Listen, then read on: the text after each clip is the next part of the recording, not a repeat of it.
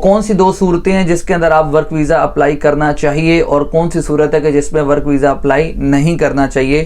कि online application जिसके अंदर इंडीड है, लिंक्डइन है, naukrigraph.com है और इसके अलावा और भी प्लेटफॉर्म्स है। दोनों में एक में आपके पैसे खर्च हो रहे हैं और एक में आपके पैसे खर्च नहीं हो रहे। तो मैं ये जो लोग डेली बेसिस पर आ रहे हैं ये कौन लोग हैं, इस स्कैम को खत्म करना चाहती है। ये बहुत ही जबरदस्त खबर है। एजेंट्स को ब्लैकलिस्ट कर दिया गया है। बहुत सारे पाकिस्तानी एजेंट्स जो हैं वो वीजा अप्लाई ही नहीं कर सकते। हर महीने के अंदर हर एजेंट के पास एक कोटा होता है जिसके मुताबिक उसने वीजा अप्लाई करने होते हैं। अस्सलाम वालेकुम जी, उम्मीद है आप लोग खैर खैरियत से होंगे। डॉक्टर जलीस मिर्जा आपकी खिदमत में हाजिर मुत्तहिदा अरब अमारात से। नाजरीन, आज कुछ न्यू डेवलपमेंट्स हैं जिनके बारे में मैं बात करूंगा और आप लोगों को खबरदार करना चाहता हूं कि आप लोग अभी वर्क वीजा अप्लाई मत करिए। वो कौन सी दो सूरतें हैं जिसके अंदर आप वर्क वीजा अप्लाई करना चाहिए और कौन सी सूरत है कि जिसमें वर्क वीजा अप्लाई नहीं करना चाहिए। वीडियो को मुकम्मल देखिएगा, चैनल को सब्सक्राइब कीजिएगा और बेल आइकन को जरूर क्लिक कीजिएगा ताकि ज्यादा से ज्यादा इंफॉर्मेटिव वीडियोस में आपसे दुबई के प्लेटफॉर्म से आप तक लेकर आता रहूं। तो नाजरीन जी, हम बात करते हैं कि अगर तो वर्क वीजा आप किसी से यानी आज़ाद वीजा ले रहे हैं, आप किसी एजेंट से, किसी फ्रॉड से, किसी डमी से, आप जो है जिसने डमी कंपनी बनाई हुई है आप उससे आज़ाद वीज़ा ले रहे हैं, तो बराह मेहरबानी अभी वर्क वीज़ा आज़ाद वीज़ा ना लीजिए क्योंकि इसके अंदर अभी बहुत ज़्यादा कॉम्प्लिकेशंस आ रही हैं। जिन लोगों के वर्क वीज़े लग गए हुए हैं यानी इन एजेंटों ने उनकी डमी कंपनियों से आपके वर्क वीज़े निकल चुके हैं लेकिन एंट्री परमिट नहीं आ रहा, तो बराह मेहरबानी मेरी आप लोगों से गुजारिश है कि मज़ीद अभी और लोग इस चक्कर में ना फंसें। लाखों रुपए, 4, 5, 6, 7, 8 लाख रुपए देकर अपने आप को बाउंड मत कीजिए क्योंकि हो सकता है 31 अक्टूबर के बाद न्यू डेवलपमेंट सामने आए और जिसका बहुत ज्यादा सुनने में आ रहा है कि ये डेवलपमेंट आनी है। बहुत सारे लोगों के साथ फ्रॉड हो चुके। हाँ, अगर आपको किसी कंपनी की तरफ से जॉब ऑफर मिलती है, मिसाल के तौर पे बड़ी कंपनीज हैं, जैसे मैं स्किल्ड वर्कर की बात कर रहा हूं, ये आजाद वीजा ज्यादातर कौन लेते हैं? जो अनस्किल्ड होते हैं, जिनके पास डिग्रीज ज्यादा हाई रैंक नहीं होती। मैं उनकी बात कर रहा हूं कि वो अभी इन चक्करों में मत फंसे। वो लोग जो स्किल्ड कैटेगरी में आते हैं जैसे डॉक्टर्स हैं, इंजीनियर्स हैं, आईटी के मैदान से हैं, वेटनेरियंस हैं, जिनके पास ग्रेजुएशन की डिग्री है और उनको किसी कंपनी से अच्छी जॉब ऑफर है।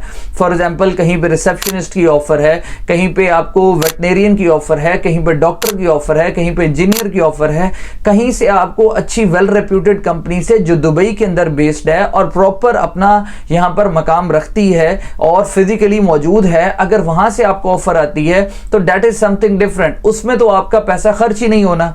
तो keep applying on these online applications. जो मैं हमेशा से कहता हूं कि ऑनलाइन एप्लीकेशन जिसके अंदर इंडीड है, लिंक्डइन है, naukrigraph.com है और इसके अलावा और भी प्लेटफॉर्म्स है, लेकिन मैं समझता हूं कि इंडीड और लिंक्डइन जो है ये ज्यादा मौसर साबित हो सकते हैं। तो अगर आप वहां पे जॉब्स अप्लाई करते रहते हैं तो फिर अगर आपको कोई ऑफर आती है तो दैट इज डिफरेंट सिनेरियो, लेकिन किसी को भी पैसे मत देकर अपने आप को बाउंड करें क्योंकि अगर ये कंपनीज जहां पर आपकी जॉब होगी और वो आपको ऑफर लेटर सेंड करेंगे या एंट्री परमिट सेंड करेंगे, that is different base thing. वो और चीज है, उसका निजाम टोटल डिफरेंट है। सो कॉल्ड आजाद वीजे वालों ने भी आपका एमरेट्स आईडी कार्ड और मेडिकल ही है और करवाना इन कंपनियों ने भी है, बट डिफरेंट सिनेरियो दोनों में। एक में आपके पैसे खर्च हो रहे हैं और एक में आपके पैसे खर्च नहीं हो रहे। तो मैं हमेशा से रिक्वेस्ट करता हूं कि अगर आपकी डिग्री के ऊपर पिंक स्टैंप है, ministry of foreign affair UAE से स्टैंप लगी हुई है, तो इंशाल्लाह अल्लाह ने चाहा तो आपको जॉब जरूर मिलेगी। अच्छा, जहां तक बात है कि कुछ लोग कमेंट्स के अंदर ये कह देते हैं जी वीजे तो लग नहीं रहे,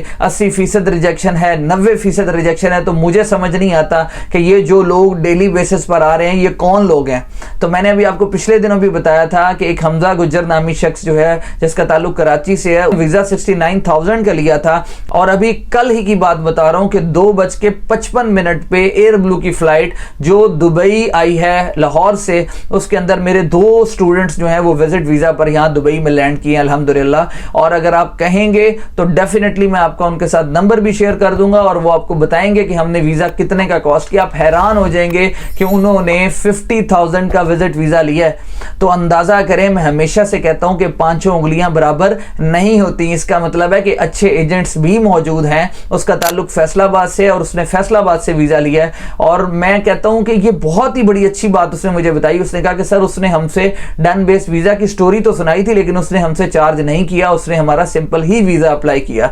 तो मैं यही कहता हूं कि अगर आप कोशिश करें और वेल रेप्यूटेड एजेंट को तलाश करें, वैसे तो अब इस दौर के अंदर बहुत मुश्किल हो गया है, हर कोई चाहता है कि वो ज्यादा से ज्यादा पैसे कमाए और रातों रात जो है वो अमीर हो जाए। तो उसके लिए ये डन बेस्ड वीजा की जो टर्म है वो मुतारिफ कराई गई है, ताकि ज्यादा से ज्यादा पाकिस्तानियों को लूटा जा सके। और यही वजह है जिसकी वजह से एमनेस्टी स्कीम आम माफी का ऐलान किया गया, क्योंकि अब फ्यूचर में ये बहुत वाज़ेह होती जा रही है बात। ये जो वर्क परमिट निकल रहे हैं और एंट्री परमिट नहीं निकल रहे ना, वो इसीलिए ही नहीं निकल रहे। उसकी सबसे बड़ी वजह यह है कि यूएई की गवर्नमेंट दुबई के अंदर ये जो आजाद वीजा के नाम से लोगों को लूटा जाता है, इस स्कैम को खत्म करना चाहती है। ये बहुत ही जबरदस्त खबर है। आपसे गुजारिश ही है कि ये जो 30-40 दिन अगले क्रिटिकल आ रहे हैं, उसमें आप थोड़ा सा इंतजार कीजिए और अपने पैसे होल्ड करके रखिए। कोई जरूरत नहीं है आपको पैसा देने की। ये मैं अनस्किल्ड वालों के लिए बात कर रहा हूं, और जो स्किल्ड कैटेगरी के अंदर है, जो कोई किसी ना किसी प्रोफेशन से ताल्लुक रखते हैं, उनके पास डिग्रीज अटेस्टेड, वो अप्लाई करते रहें। और विजिट वीजास मुकम्मल तौर पर ओपन है, आप यहां पर भी आ सकते हैं, किसी किस्म का प्रॉब्लम नहीं है। रिजेक्शन, हमेशा मैं कहता हूं कि रिजेक्शन की कोई ना कोई रीजन होती है जिसकी वजह से आपका वीजा रिजेक्ट होता है। रीजन चाहे सिक्योरिटी कंसर्न्स के बिना पर हो, ये इमिग्रेशन से कोई नहीं पूछ सकता। इमिग्रेशन के अंदर किसी का चाचा, ताया, पुफी, मामा नहीं होता। ये बात मैं बार बार इसलिए करता हूं क्योंकि बहुत सारे व्यूवर्स नए होते हैं, उनको इस चीज का नहीं पता होता। डन बेस्ड वीजा नाम के फ्रॉड से बचें, और 50,000 में जो वीजा लगता है उसको 1.5-2 लाख रुपए में मत लगवाएं। इसकी इतनी फीस नहीं होती। ये सब टोपी ड्रामा है, झूठ है, जंतरबाजी है। एक बड़ी इंपॉर्टेंट बात बताने वाला हूं, इस एजेंट ने भी रिजेक्शन की बात बोली है। आप उससे बोलें कि भाई हमें रिजेक्शन पेपर दे दो। पहली तो बात यह है कि आजकल बहुत सारे पाकिस्तानी एजेंट्स को ब्लैकलिस्ट कर दिया गया है। बहुत सारे पाकिस्तानी एजेंट्स जो हैं वो वीजा अप्लाई ही नहीं कर सकते, वो किसी और का सहारा लेते हैं, और इस वजह से आपको कह देते हैं कि पैसे अभी दे दें और 15-20 दिन का इंतजार करें, हम आपका डन बेस में वीजा निकालेंगे। तो भाई उनके पास कोटा ही खत्म हो चुका होता है। हर महीने के अंदर हर एजेंट के पास एक कोटा होता है जिसके मुताबिक उसने वीजाज अप्लाई करने होते हैं। तो बराए मेहरबानी इन चीजों से बचें। वीजा, विजिट वीजा मुकम्मल तौर पर ओपन है। अनस्किल्ड कैटेगरी के लोगों को बोल रहा हूं कि अभी वो वीजा अप्लाई ना करें। 2 साल वाला एमनेस्टी की वजह से बहुत ज्यादा रश लगा हुआ है। वो सिस्टम को जो ऑलरेडी यहां पे लोग बेचारे फंसे हुए हैं उनको लीगलाइज कर रहे हैं। It's a great news from Dubai. Dubai is the land of opportunities. मैं हमेशा से कहता हूं कि दुबई जैसा कोई नहीं है। This is the tax free country. That's why 7,000 richest people of this world are coming to Dubai till the end of this year. तो इसीलिए मैं कहता हूं हबीबी कम टू दुबई। बात करने का मकसद जो है वो यही है कि विजिट वीजाज ओपन है।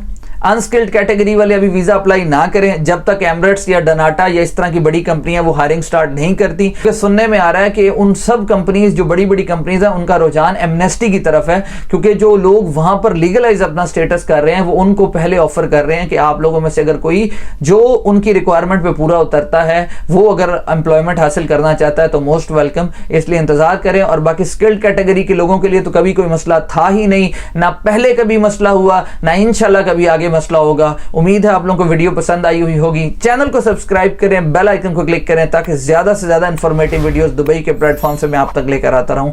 जज़ाकल्लाह।